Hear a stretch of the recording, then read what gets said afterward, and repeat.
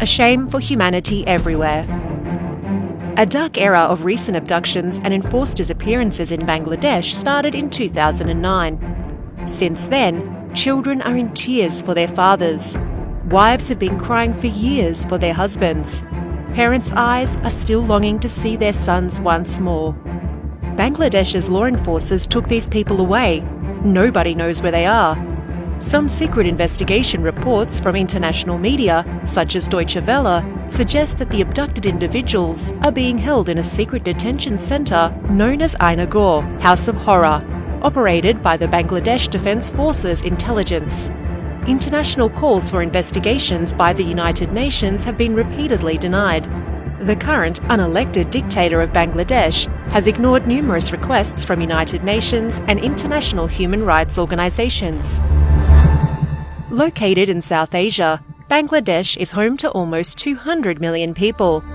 After British colonial rule, it was a part of Pakistan for 24 years until a brutal war in 1971 led to its independence. Unfortunately, the struggle for equality, human dignity, and social justice did not end there.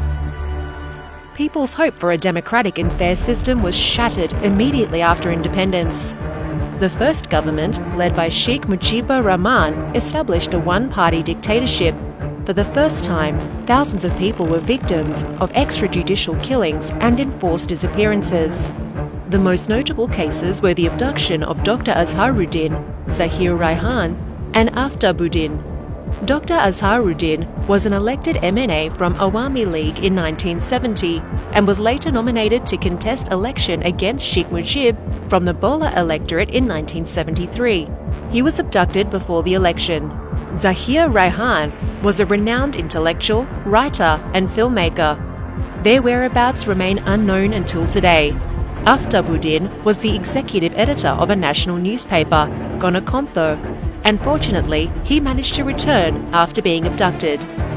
Not only abductions, but massive corruption and state-sponsored crimes also became rampant. This situation continued until Sheikh Mujib was assassinated by a group of military officers in 1975 due to an intra-party conflict. These military officers were his followers and freedom fighters. With Mujib's death, killing and abduction stopped temporarily. However, successive governments never investigated those human rights violations, and no perpetrators were brought to justice. As a result, a culture of blanket impunity still exists in Bangladesh.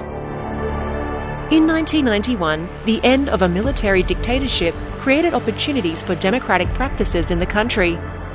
Sheikh Hasina, the daughter of Sheikh Mujib, took part in the democratic process. She repented publicly, cried, sought forgiveness for all the past crimes of her party and her father, and requested people to vote for her. Coming into power in 2009, she started building on her father's legacy of undermining the democratic process and destroying democratic institutions. Enforced disappearances and extrajudicial killings have become her tactics to suppress opposition and silence dissidents in Bangladesh.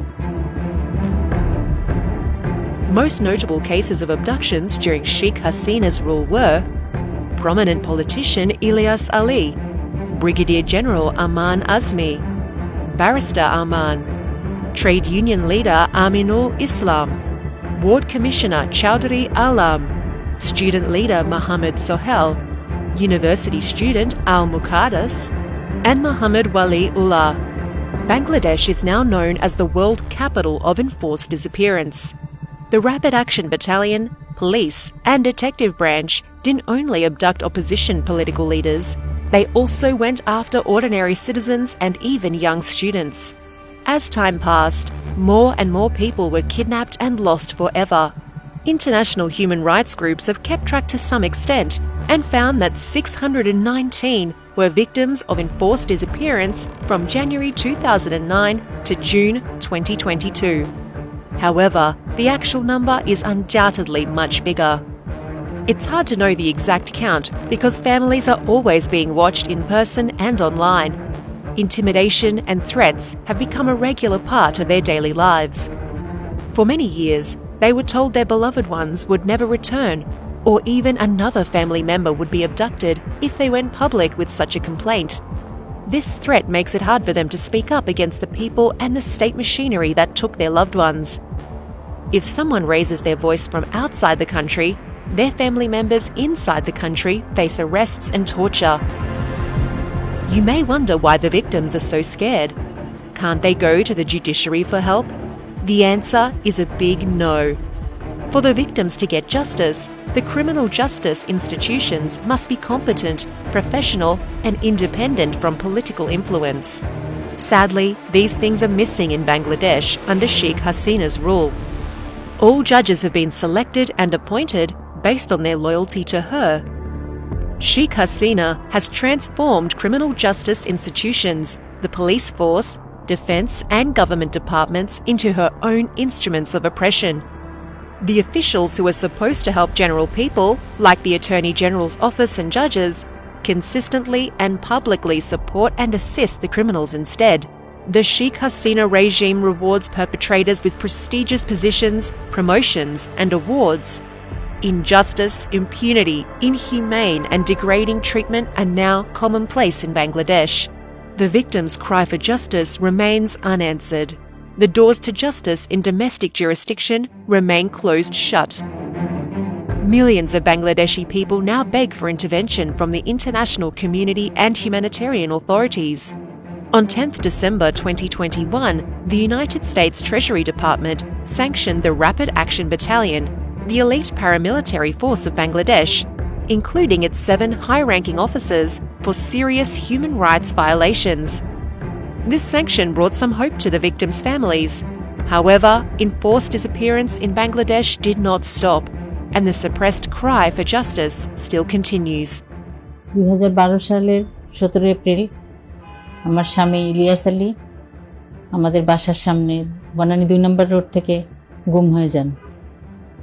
তো 2012 সালের 17 April উনি বিকালে সম্ভবত 3টার ফ্লাইটে উনি ঢাকায় পৌঁছেন, সিলেট থেকে ঢাকায় আসেন এবং সন্ধ্যা আনুমানিক সন্ধ্যা 7টার সময় উনি রূপসী বাংলার উদ্দেশ্যে উনি বের হয়ে যান বাসা থেকে।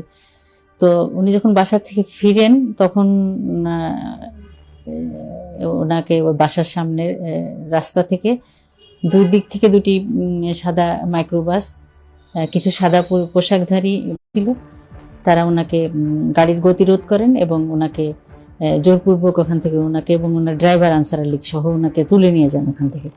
আরমানকে 2016 সালে 9 আগস্ট দিবাগত রাত্রে একদল সশস্ত্র লোক এসে তাকে জোর করে টেনে হেঁচড়ে নিয়ে যান অস্ত্রের মুখে। ওদের কোনো ইউনিফর্ম পরা ছিল না, ওরা সাদা ড্রেসে পোশাকে ছিল, কিন্তু ভারী অস্ত্র শস্ত্র তাদের সাথে ছিল। আমার মেজো মেয়ে ICRC-তে নামক একটা হিউম্যান রাইটস গ্রুপ একটা প্রতিষ্ঠানের সাথে সে যোগাযোগ করে এবং সেখানে সে অ্যাপ্লাই করে। তাদের মাধ্যমে আমরা তাদের বাংলাদেশ অফিস আমাদের সঙ্গে যোগাযোগ করে এবং আমরা তাদের সঙ্গে কথা বলার পর তারা আমাদেরকে বলেছে যে আমরা আপনার ছেলেকে বের করে দিতে পারবো না, তবে সে কোথায় আছে এটা আমরা জানাতে পারবো। পরবর্তীতে তারা আমাদেরকে জানায় যে তারা সরকারের বাংলাদেশ গভর্নমেন্টের কাস্টডিতেই তারা আছে, এটা তারা নিশ্চিত করে। দ্বিতীয় হচ্ছে যে আমেরিকান স্টেট ডিপার্টমেন্টের থেকে আমাদের জানান যে তারা জানিয়েছে যে আরমান বাংলাদেশ গভর্নমেন্টের কাস্টডিতে আছে। এরপরে আমরা পরবর্তীতে দেখলাম যে নেত্র নিউজ আয়নাঘর নামে যে একটি প্রতিবেদন করলো, যা বিশ্বের সবাই জেনেছে দেখেছে। তার মাধ্যমে আমরা আরো নিশ্চিত হয়েছি যে আরমান সেখানে আছে। বিভিন্নভাবেই প্রধানমন্ত্রীর কাছে, র্যাবের প্রধানের কাছে, তারপরে পুলিশ প্রধানের কাছে, রাষ্ট্রপতির কাছে আমরা সরাসরি অ্যাপ্লিকেশন করেছি আরমানের জন্য এবং তাকে খুঁজে দেওয়ার জন্য আমরা অ্যাপিল করেছি, কিন্তু তাদের পক্ষ থেকে আমরা কোনো জবাব পাই নাই। Enforced disappearance is a crime against humanity. It must not go unpunished. Let justice prevail. Stand with the victims of enforced disappearance in Bangladesh. Be the voice for the silenced and lost people.